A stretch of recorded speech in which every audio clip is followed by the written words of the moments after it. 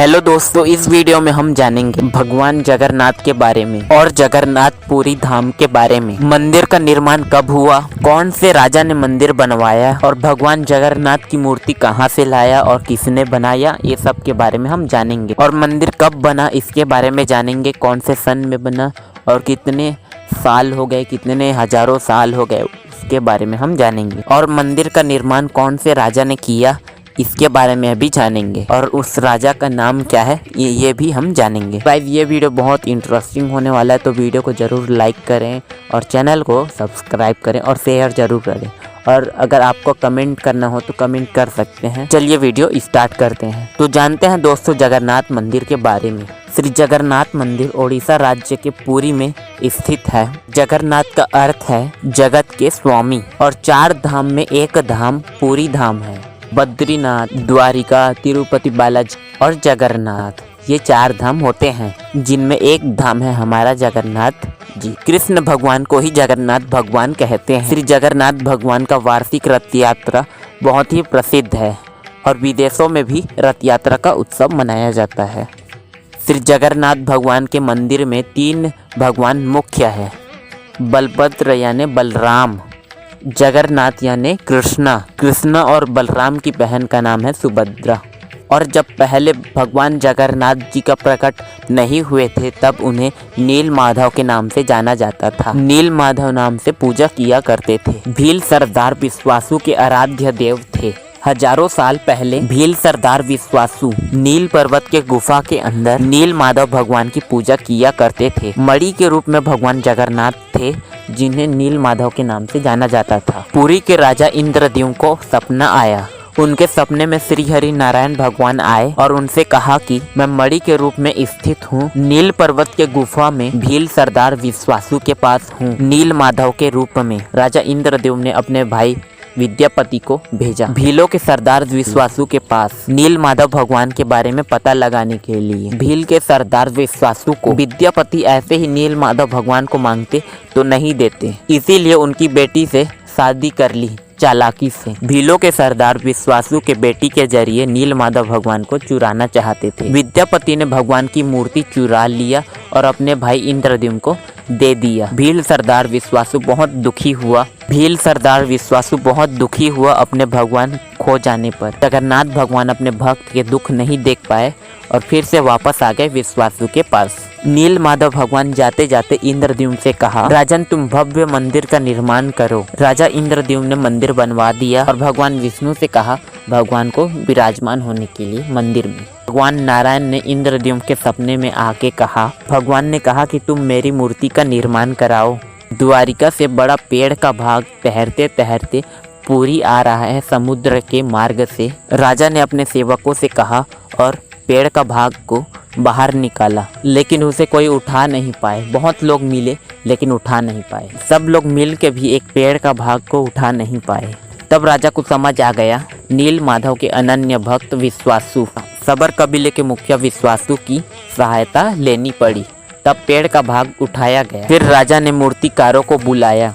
सुबह से शाम हो गई लेकिन कोई मूर्तिकार उस पे एक खरोच भी नहीं कर पाया उस पेड़ में।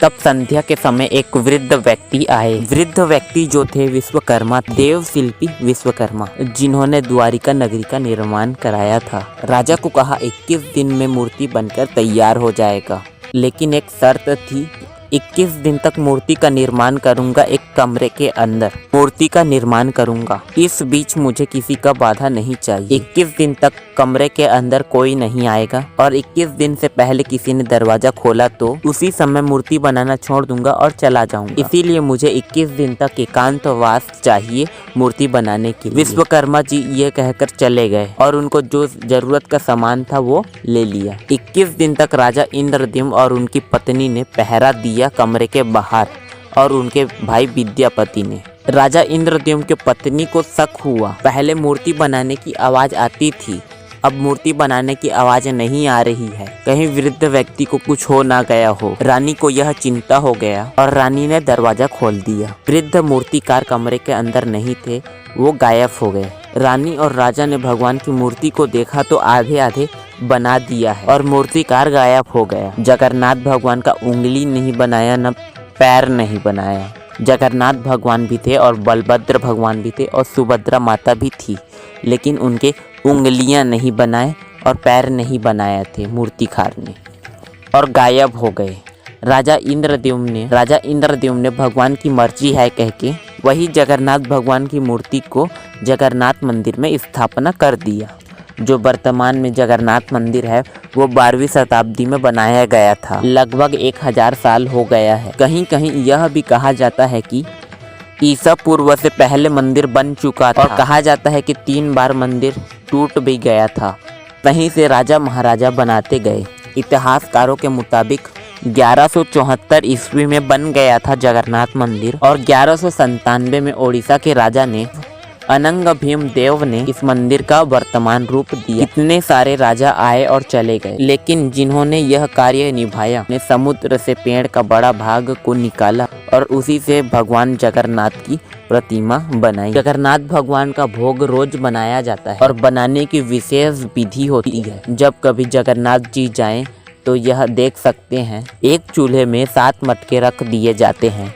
इसी तरह 7 मटके रख दिए जाते हैं और भोजन जो पकता है वो सबसे ऊपर वाले हांडी का पहला पकता है, फिर छठवां, फिर 7वां। भगवान जगन्नाथ जी का भोग बहुत ही स्वादिष्ट होता है, बहुत ही। और भगवान जगन्नाथ जी का मंदिर का रोज ध्वजा को बदला जाता है और कहा यह भी जाता है कि किसी दिन ध्वजा नहीं बदला तो मंदिर 18 साल तक बंद हो जाएगा। इसीलिए रोज मंदिर का ध्वजा बदला जाता है और मंदिर के ऊपर जब चढ़ते हैं तब उल्टा चढ़ते हैं। मंदिर का जब ध्वजा लगाते हैं, जो व्यक्ति ध्वजा लगाता है वो व्यक्ति मंदिर के ऊपर उल्टा चढ़ता है। वो सीधा नहीं चढ़ता, वो उल्टा होके चढ़ता है और ऊपर जाके सीधा हो जाता है, लेकिन नीचे से थोड़ा उल्टा रहता है, फिर ऊपर जाके सीधा होता है। और भगवान जगन्नाथ जी की मंदिर की ध्वजा उल्टी दिशा में लहराता है। बाकी मंदिर का सीधा ही लहराता है, लेकिन जगन्नाथ भगवान जी की मंदिर का उल्टा दिशा में लहराता है। ये तो जगन्नाथ भगवान का लीला है। और पुरी से कुछ ही किलोमीटर दूर साक्षी गोपाल जी का मंदिर है। साक्षी गोपाल भगवान वृंदावन से आए अपने भक्त के लिए। साक्षी गोपाल भगवान वृंदावन से पुरी पैदल चल के आए अपने भक्त के लिए। यह कथा अद्भुत है।